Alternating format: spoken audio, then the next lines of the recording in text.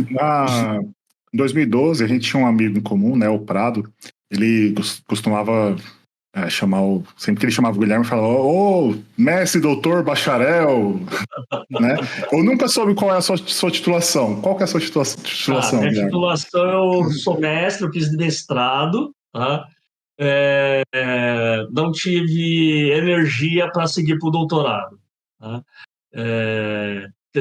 Eu diria assim, na época, quando eu terminei o mestrado, eu tinha mais vontade de fazer doutorado, estava mais apegado nessa questão acadêmica. Aí, depois, com o trabalho, aí começou a ficar mais difícil de fazer de conciliar. Entendi. Tá? Hoje em dia, eu diria assim, se tocar um doutorado seria bem, bem complicado agora. Tá? Quem sabe um dia eu faça um doutorado, tal. Eu lembro de um professor meu na faculdade que ele foi fazer doutorado, ele já estava quase se aposentando, né? E resolveu fazer Entendi. um doutorado ali. Tá? Talvez um dia eu ainda faça, mas assim, não está no curto prazo fazer um doutorado, não. E a fagulha de professor já vinha dessa época? Não, ela já vinha. A fagulha de professor, vamos. O legal da influência de mãe, assim, é que você não percebe, entendeu? A tua mãe influencia, você não percebe, entendeu? Entendi. Quando você menos espera, você já segue os Tá passos da mãe. Tá? fazendo. Mais ou menos que eu estava na sexta, sétima série, a minha mãe dava aula particular também, né? Além de ser professora na escola, dava aula particular. E aí, às vezes, ela não dava conta dos alunos, ela me arrumava alguns alunos para eu dar aula. Tá? E aí eu fui gostando de dar aula, né? Eu ganhava uma grana, né? Ganhava um dinheirinho ali e gostava de dar aula. Tá? É, Aí, quando eu estava na faculdade, eu teve uma professora na escola que ela dava aula que entrou em licença gestante, aí eu substituí a professora, tá? Então foi a minha primeira experiência de dar aula para classe, né, para alunos de sétima e oitava série, tá? E aí gostei daquilo lá, né? Aí beleza, terminei a faculdade,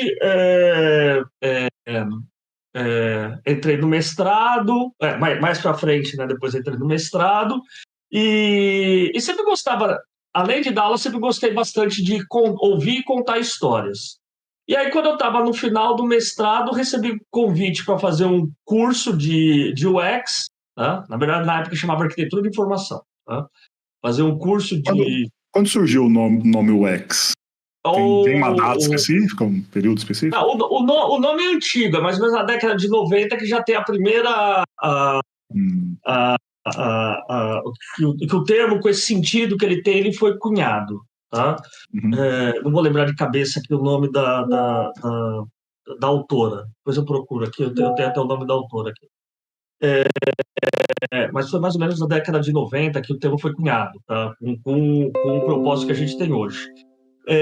No começo, quando a gente estava basicamente assim, quando começou a parte de web, a gente tinha a figura do webmaster, que era o cara que fazia tudo, tá? Ele era o designer gráfico, o redator, o arquiteto de informação, o programador, a infra, entendeu? Fazia tudo, né? O marketing digital e etc. Bom, obviamente que os sites começam a crescer e não dá para uma pessoa só tomar conta de tudo, tá? Então o trabalho dele começou a se dividir e aí começaram a surgir as profissões que na época a gente tinha lá o designer gráfico, o arquiteto de informação, o programador, né, o pessoal de infra e tudo mais. Normalmente a gente, na época, seguindo um pouco modelos de agência de publicidade, a gente tinha o designer gráfico e o arquiteto de formação como trabalhando em duplas. Tá? Em agência é comum você ter o gráfico e o redator trabalhando em dupla. Tá? Então, um pouco puxava para esse modelo. Tá? Isso, eu diria assim, foi mais ou menos ali até 2010, 2011, mais ou menos. Aí, mais ou menos nessa época, começa o termo UX ganhar força no mercado, tá? Como um nome guarda-chuva abrangendo a arquitetura de informação, design gráfico, todas as disciplinas que a gente tem debaixo da UX. Tá? E aí, hoje o mercado usa muito mais o termo UX do que usava a arquitetura de informação lá atrás. Tá?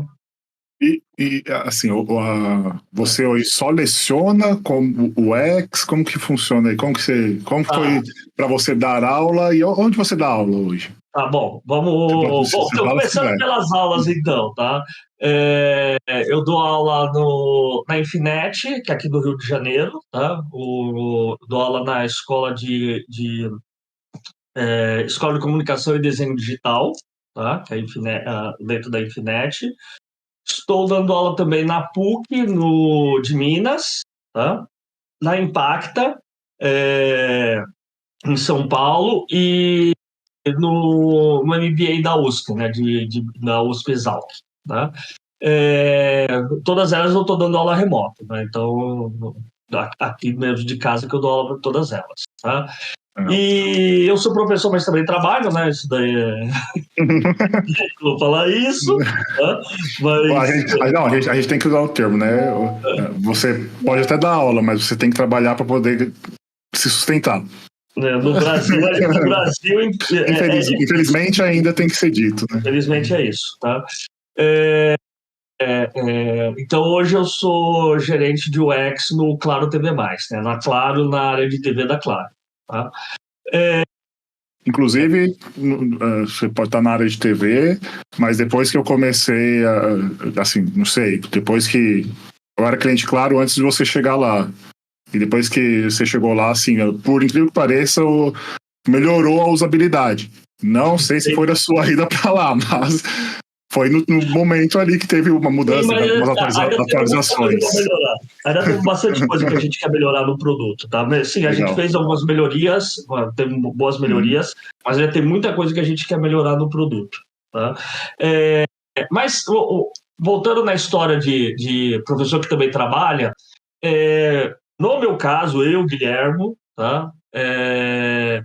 Eu gosto eu dou aula para ser um profissional melhor, e eu sou um profissional melhor porque eu dou aula, tá? Então, eu não me vejo só trabalhando ou só dando aula. As duas coisas, para mim, se complementam. Então, se alguém me for falar assim, Guilherme, você quer trabalhar aqui na empresa, mas você não pode dar aula, esquece, eu não vou, tá? E eu gosto dessa combinação porque o dar aula, eu dou aula para aprender, né? Eu não dou aula para ensinar, eu dou aula para aprender. E eu aprendo muito com os alunos, aprendo muito com as experiências dos alunos, com as perguntas dos alunos. O próprio ato de você dar aula faz com que você questione a sua prática, né? O teu trabalho, o jeito de você agir. O dar aula faz você questionar isso. Me ajuda na hora que eu estou dando aula. Eu acho que dando aula, trabalhando, eu sou um professor melhor, porque eu chego para os alunos e falo assim, então, a teoria fala isso, mas deixa eu falar como que é na prática, tá? Na prática, o que acontece, tá? Que eu vivo na prática e vice-versa, tá? E aí também, na hora que eu estou na prática, eu falo assim, ué, mas a teoria fala isso, por que eu não estou conseguindo fazer o que a teoria está falando, tá? Então,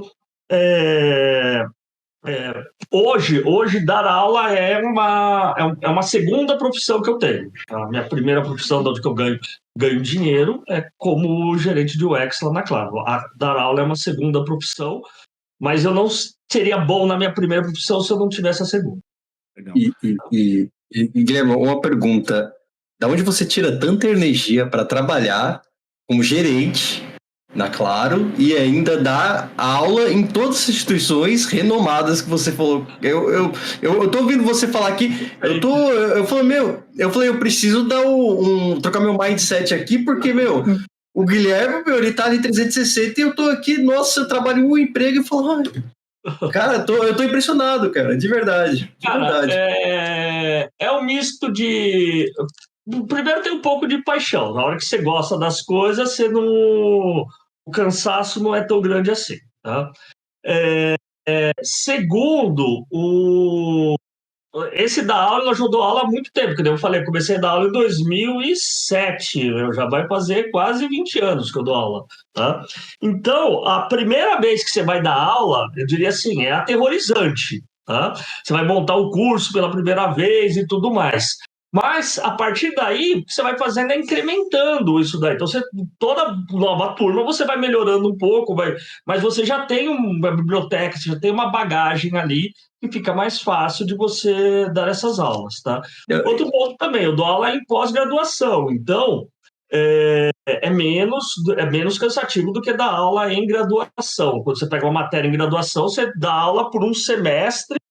Uma turma que você pega é uma vez por semana, um semestre inteiro, né? Eu dou aula em pós-graduação, então esses cursos são menores. Eu dou mais ou menos de 6 a 8 aulas por curso, entendeu? Às vezes até menos. O do MBA até menos, tá? Então é assim. Mas eu confesso que tem horas que eu falo assim, cara, a agenda tá complicada. Não, eu achei muito legal porque é difícil pegar um profissional que nem você que dá aula e tem a bagagem do profissional ali do mão na massa, né, no hands-on. Cara, pessoal que tem o seu curso aí, seus ensinamentos, cara, tem muita sorte, de verdade.